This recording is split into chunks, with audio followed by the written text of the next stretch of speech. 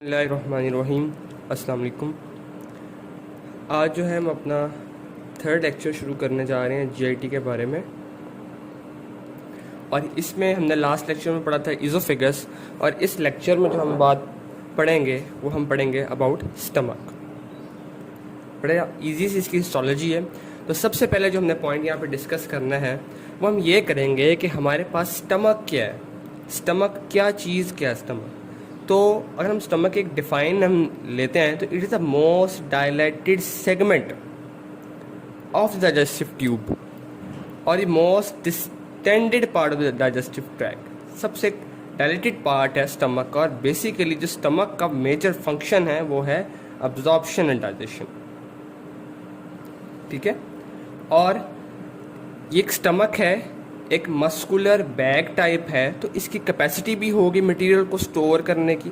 तो 2 to 3 litre ये material को स्टोर करते हैं। अब सबसे पहले यहाँ पर बड़ा इंपॉर्टेंट मैं यहाँ डिस्कस करता हूँ कि जो हमारा फूड आता है इन टाइप ऑफ बॉलस फूड, जो हमारे माउथ में ही फूड बॉलस टाइप में बन जाता है, तो ये बॉलस जब ईज़ोफेगस से होते हुए स्टमक में आता है और स्टमक से निकलता है as a crime.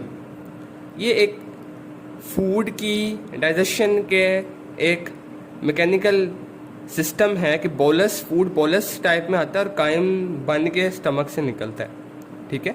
Entrance bolus में होती है, स्टमक में जब फूड एंटर होता है एज अ बोलस होता है और निकलता है कैसे, कायम बन के। अब सबसे पहले थोड़ा सा हम जरा इसकी ग्रॉस देख लेते हैं कि स्टमक है क्या, स्टमक के कितने पार्ट्स हैं। बेसिकली स्टमक के ना 4 पार्ट्स हैं। सबसे पहला पार्ट कार्डिया, कार्डियल पार्ट होता है, कार्डिया।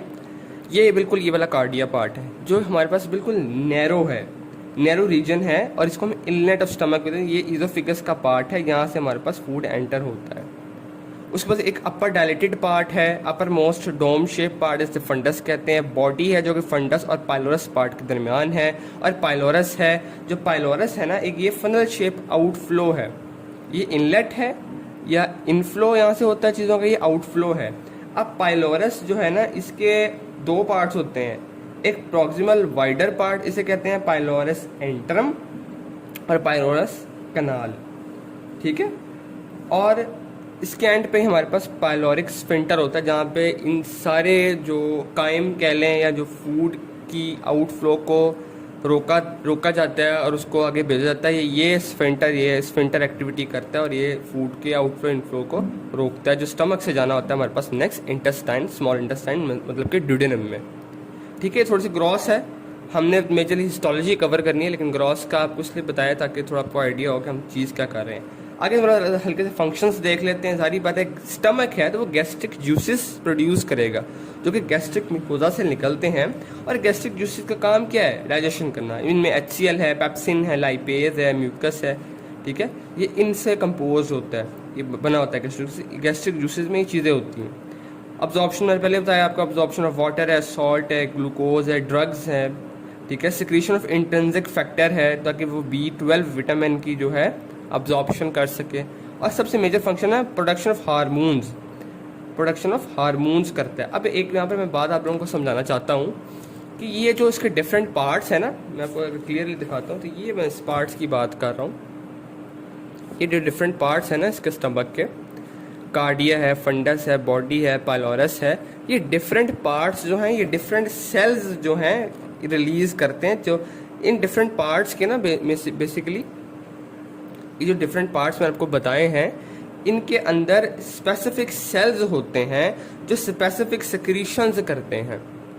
अब वो 2 किस्म के सेल्स होते हैं, या तो एंटेरो एंडोक्राइन होते हैं या न्यूरोट्रांसमीटर रिलीजिंग सेल्स होते हैं। तो सबसे पहले अगर हम एंटेरो एंडोक्राइन सेल्स की बात करें तो G सेल्स होते हैं, D सेल्स होते हैं। G सेल गैस्ट्रिन प्रोड्यूस करते हैं, D सेल सोमेटोस्टेटिन प्रोड्यूस करते हैं, हार्मोन सिक्रेटिंग सेल्स हैं।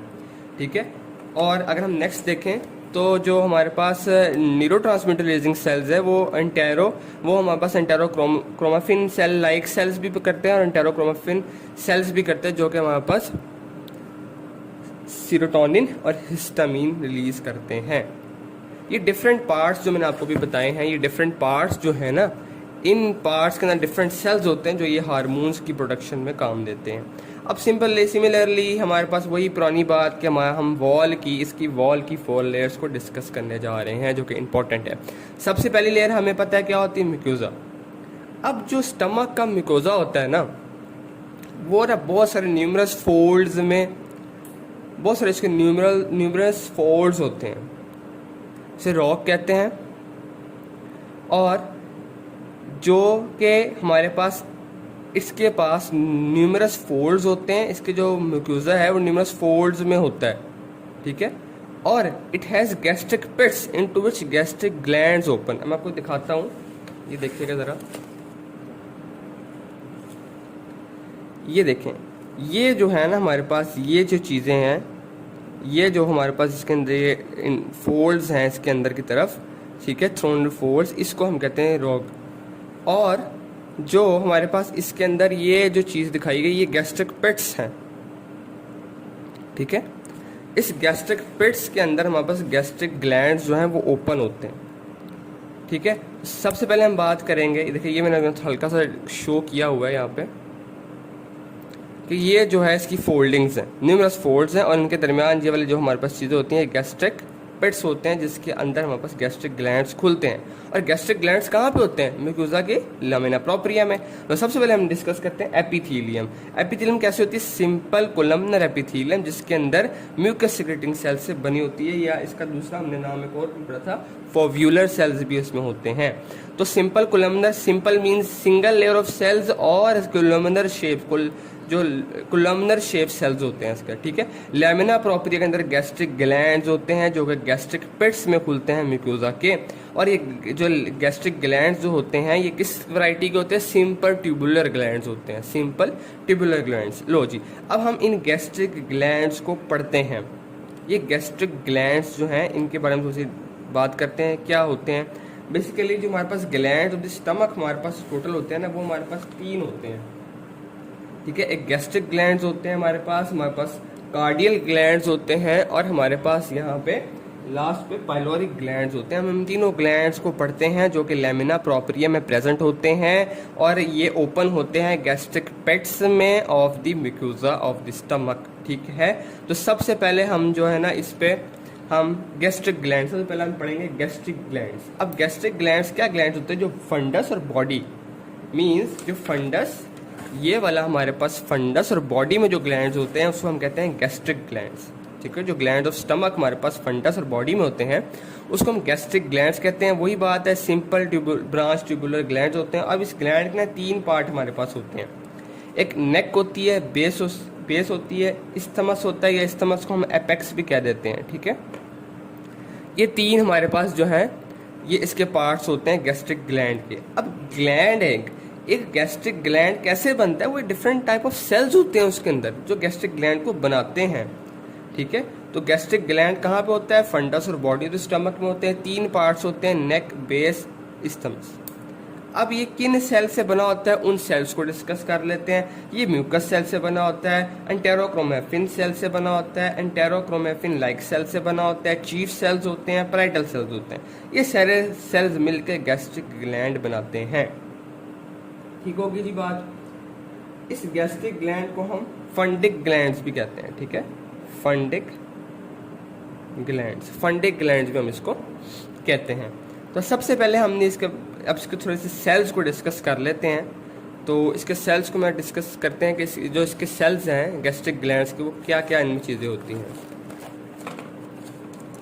ये देखिएगा जी, सबसे पहले हमने पढ़ा था कि इसके अंदर म्यूकस नेक सेल्स होते हैं। ये वो सेल्स होते हैं जो सिक्रीट करते हैं म्यूकस को। कैसे सिक्रीट करते हैं? बेसिकली ये जो म्यूकस नेक सेल्स होते हैं ना, ये एक चीज़ प्रोड्यूस करते हैं, म्यूसिन। और जब ये म्यूसिन हाइड्रेट होता है ना, जब इसकी हाइड्रेशन होती है, तो ये हमारे पास म्यूकस रिलीज करते हैं। ये हमारे पास कहाँ पे होते हैं? गैस्ट्रिक ग्लैंड के नेक पे प्रेजेंट होते हैं। इनके एपिकल साइटोप्लाज्म जो है उनमें म्यूसिनोजिन ग्रेन्यूल्स होते हैं, ठीक है। जो म्यूकस प्रोड्यूस होता है वो लेस एल्कलाइन होता है, और ये जो म्यूकस नेक सेल्स होते हैं ये हमारे पास एज अ स्टेम सेल्स भी एक्ट करते हैं, जो कि अदर गैस्ट्रिक ग्लैंड के सेल्स हैं, जैसे कि पैराइटल सेल्स हैं एंड अदर एंडोक्राइन सेल्स हैं, उनको भी प्रोड्यूस करने में काम देते हैं, क्योंकि act as a stem cell करते हैं ना। तो ये सिर्फ सिंपल सी बात थी म्यूकस नेक सेल्स। बेसिकली हम पढ़ क्या रहे हैं, मैं आपको दोबारा रिवाइज करवा देता हूँ कि हम ये पढ़ रहे हैं कि गैस्ट्रिक ग्लैंड किन सेल से मिलकर बनता है, और हमने पहला सेल डिस्कस किया है म्यूकस सेल, ठीक है। तो अब नेक्स्ट सेल की तरफ बात करते हैं। म्यूकस हमें समझ आ गई है। पैराइटल सेल्स, पैराइटल सेल्स वो सेल्स होते हैं जो सिक्रीट करते हैं HCl को। ये नेक और इस्थमस पे प्रेजेंट होती है। मैं आपको दिखाता हूँ, अगर देखिएगा ये ज़रा, ये एक गैस्ट्रिक ग्लैंड दिखाया गया है, ये इसके पार्ट्स दिखाए गए हैं, ये बेस है, ये नेक है, ये इस्थमस है, ये गैस्ट्रिक पिट है जिसके अंदर ये ओपन होते हैं, ठीक है। और ये इसके डिफरेंट पार्ट्स बताए गए हैं। जैसे हमने पढ़ा म्यूकस नेक सेल जो है हमारे पास, वो नेक पे प्रेजेंट होते हैं, ठीक है। नेक इसके नेम में ही आ रहा है। नेक्स्ट जो हम पढ़ेंगे नेक्स्ट जो हमारे पास पैराइटल सेल पढ़ेंगे, तो पैराइटल सेल हमारे पास नेक पे भी प्रेजेंट होते हैं और इस्थमस में भी प्रेजेंट होते हैं, ठीक है। तो नेक्स्ट हमने बात करनी है